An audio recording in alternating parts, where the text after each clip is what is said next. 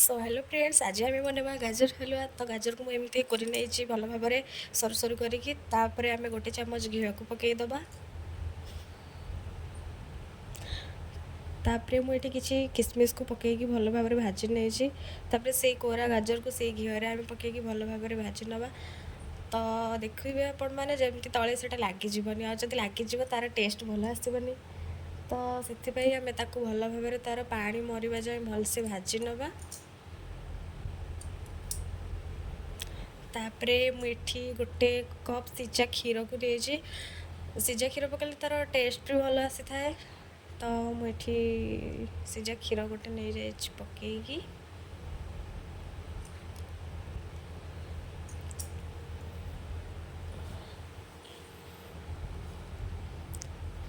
तापरे मुठी चारोटी गुजराती को भल भाव छेचिकी पकई नहीं।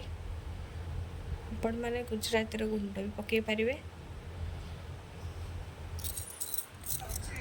तापरे आम एठी किसी मिल्क मेड टी पकई नवा जोटा कि सेटा जे बहलिया हो ना ता टेस्ट आहरी भल आसो। पूरा चाट चाट लगे दो।